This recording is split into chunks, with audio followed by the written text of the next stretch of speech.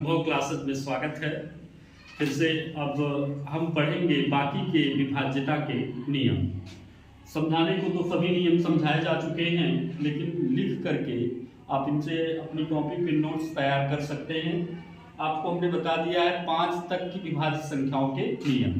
हमने बताया था कि 2 से वह संख्या विभाज्य होती है जिनके अंत में 0, 2, 4, 6, 8 आता है, वह संख्या 2 से विभाज्य होती है। 3 से विभाज्यता का ये नियम था कि जिन संख्याओं के अंकों का योगफल 3 से विभाज्य होता है वह संख्या 3 से विभाज्य होती है। और 4 से विभाज्यता के लिए एक नियम था कि जिन संख्याओं के अंत की 2 संख्याएं 0 हो अथवा अंत की 2 अंक 4 से विभाज्य हो तो वह संख्या 4 से विभाज्य होती थी। और 5 की विभाज्यता का ये नियम था कि जिन संख्याओं के अंत में 0 या 5 होता है वह संख्या 5 से विभाज्य होती है। 6 से विभाज्यता के नियम। जो संख्या 2 तथा 3 से विभाज्य होती है वह संख्या 6 से विभाज्य होगी। जैसे यहाँ देखिए 2 से विभाज्य होने के लिए अंत में 4 या 0 होना चाहिए, तो यहाँ पे देखिए अंत में 4 है तो ये 2 से विभाज्य है। तो 3 से विभाज्यता की जांच अगर हम करें तो इनके अंकों को जोड़ेंगे तो 7 + 5 + 5 + 4, अगर इसको जोड़ा जाए 7, 5, 12, 5, 17, 4 कितना हो जाएगा 21। 21 3 से डिवाइड किया जाए तो पूरी तरह से क्या हो जाएगा, कट जाएगा। यानी कि यह जो संख्या है ये 3 और 2 दोनों से विभाज्य है, अतः यह पूरी संख्या क्या हो जाएगी 6 से विभाज्य होगी। अब आगे हम पढ़ते हैं 7 से विभाज्यता के नियम। 7 से विभाज्यता के नियम इन पे खास ध्यान देने की बात है कि दी गई संख्या के इकाई का अंक को दोगुना करें।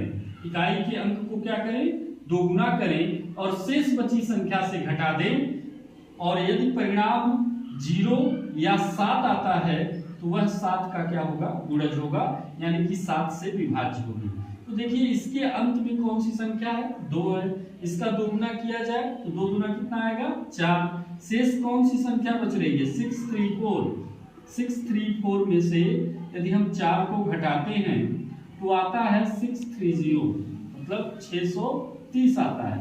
630 में अगर हम 7 से भाग दें तो 7 9 जा 63, तो 90 आएगा।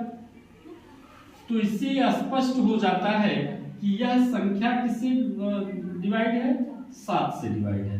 तो अगर यह जो घटाने के बाद जो शेष बची संख्या है 7 से क्या है, विभाज्य है, तो यह पूरी मूल संख्या जो होगी 7 से क्या होगी, विभाज्य होगी। अब आगे देखते हैं 8 से विभाज्यता का नियम। 8 से विभाज्यता के नियम में इस स्टेप को याद रखना है कि जिन संख्याओं के अंत की 3 अंक 0 हो, अंत की 3 अंक 0 हो या 3 अंक 8 से विभाज्य तो वह संख्या 8 से विभाज्य होगी। जैसे यहाँ लास्ट में ये 3 अंक इसके क्या है, 0 है, तो ये 8 से क्या होगी, विभाज्य होगी। यहाँ लास्ट के 3 अंक में अगर हम 8 से भाग दें तो क्या होता है, अगर यह संख्या 8 से विभाज्य हो जाती है तो जैसे 8 × 64, 8 × 8, यहाँ पे भाग दिए तो ये 8 से क्या है, विभाज्य है, तो यह पूरी संख्या क्या हो जाएगी, 8 से क्या हो जाएगी, विभाज्य हो जाएगी। 9 से विभाज्यता का जो नियम है 3 की विभाज्यता के नियम से मिलता जुलता है कि जिस संख्या के अंकों का योग 9 से विभाज्य होगा वह संख्या 9 से क्या होगी, विभाज्य हो जाएगी। जैसे एग्जांपल के तौर पे लिखिए 75663 है, अगर इनके अंकों को हम ऐड करते हैं तो 27 आता है।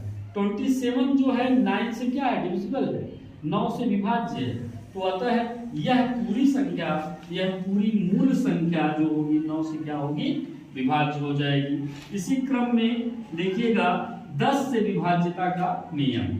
इसी क्रम में अगर हम आगे बढ़ते जाएं तो हम देखेंगे कि 10 से विभाज्यता के नियम।